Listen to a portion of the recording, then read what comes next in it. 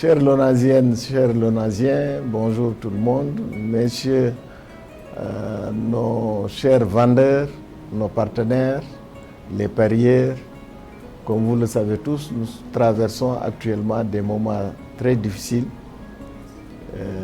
Vous n'êtes pas sans savoir qu'il y a une pandémie qui s'est propagée à travers le monde et qui a été introduite malheureusement dans notre pays récemment.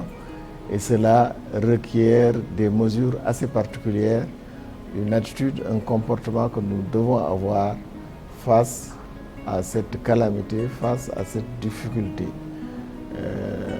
Les autorités ont déclaré la guerre au Covid-19, au coronavirus, et nous ont demandé d'appliquer un certain nombre de mesures que je vais citer et que je souhaiterais que tout le monde applique. D'abord, on nous demande la propreté, se laver régulièrement les mains avec de l'eau et du savon. Utiliser une solution hydroalcoolisée. Nous en avons partout, nous en avons acheté suffisamment et dans chaque bureau, dans chaque coin de notre service, nous avons mis une bouteille, c'est celle-là. Il faut chaque fois donc se laver les mains, toucher, se frotter les mains avec des liquides. Éviter de serrer les mains. Malheureusement, nous avons cette habitude-là, mais il faut l'éviter. Il y a des anecdotes qu'on raconte. Certains font comme ça, d'autres disent Assalamu alaikum, wa alaikum salam, d'autres se donnent des coups de poing. Bon, c'est un petit peu pour illustrer qu'en tout cas, il ne faut pas se serrer la main, il ne faut pas également se donner des accolades ou s'embrasser. Se couvrir le nez et la bouche avec un mouchoir à jeter lorsqu'on tousse ou lorsqu'on éternue.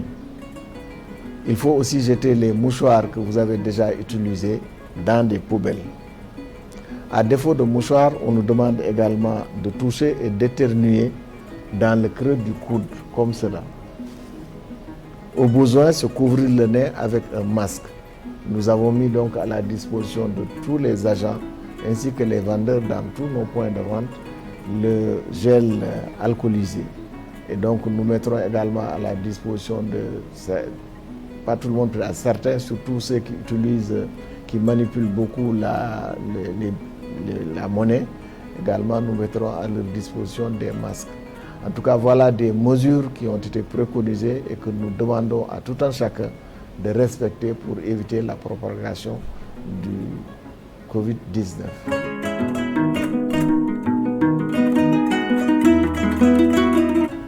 Asalaamaaleykum waa LONASE ak suñu partenaires yi vendeurs yi nekk ak ñun ak parieurs yi xam ngeen ne actuellement Sénégal mu ngi traversé, waxuma Sénégal sax àddina bi yëpp mu ngi traversé benn situation bu difficile, maanaam pandémie bi am ci réew yëpp te dugg fii ci suñu réew mooy Covid-19. Pour mucc ci maladie boobu autorité yi am na ndigal yu ñu jox, am na benn attitude bu ñu war a am na benn comportement bu ñu war a am. Bi ci jiitu mooy cet moo jiitu yëpp. Alors ñu ne nañu faral di raxas suñu loxo ak ndox ak saabu, c'est-à-dire que chaque fois soo déplacé woon laal dara wala loolu war nga raxas sa loxo ak saabu.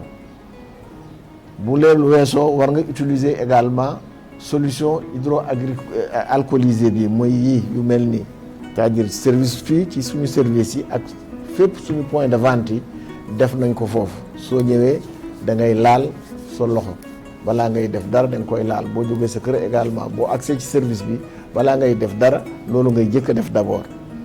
Ensuite ñu éviter di nuyoo comme niñ ko faral ci suñu coutume la bokk malheureusement, mais ci période bi ñu éviter di joxe loxo. Même bu ñu la tàllalee loxo soo defee nit kii nii dina comprendre te bu yàggee ñun ñëpp dinañ jël habitude boobu. Waruñu serrer loxo, waruñu defanante accolade, waruñu fóonante également, loolu yëpp dañ koy tere. Suñu buggee ñandu wala sëxët wala tisoli dañu war a jël mouchoir, moom la ñu war a utiliser. Li ci gën nag mooy mouchoir papier ba nga xam ne soo paree da nga koy sànni. Soo ci tisolee ba pare wala nga sëxët boo paree ñandu wala yooyu nga sànni ko ci poubelle bi. donc mouchoir yooyu tamit waratuñ ko utiliser ci poubelle bi lañ ko war a sànni. ñu ne nag bu dee amuloo mouchoir loolu mën na dal nit nga toog ci benn période fenn foo xam ne yoroo fa mouchoir ñu ne boobaa boo buggee sëqët wala tisooli da nga koy def nii ci sa coude bi ngay tisooli. ñu ne également soo amee nga utiliser masque. alors maa ngi yëgal képp ku fi nekk nga xam ne am nañu matériel boobu yëpp disposé nañ ko am nañ ko service boo dem di nga fekk liquide bi pour nga laal ko. yenn services yi ñoo xam ne dañuy manipuler monnaie mooy ñi nekk ci suñu kees ak yooyu en plus de ça jox nañ leen également masque bi ñuy def ci seen bakkan parce que dañuy yore xaalis bi day jege seen bakkan dañ koy nooy comme xaalis ñëpp a koy laal loolu tamit dañ leen def beneen moyen la encore pour fagaru. maa ngi ñaan règle yi ñu def yi ñu tëral ni pour ñëpp mun ko respecter ñëpp kii ko yaakaar nañu incha allah bu ci yàlla àndee bu ko ñëpp respecté même buy am aussi maladie bi aussi du demee noonu incha allah dinañ ko mun a freiner ba nga xam ne du ñu wàllaate même ku ko am it suñu dinañ leen mën a faj te du wàllaate. mbokk Lonase yi loolu laa leen bëggoon wax te di ñaan également di ñaax ñëpp vraiment ñu mën a respecter règles yi parce que suñu njëriñ rek moo ci ne jërë ngeen jëf.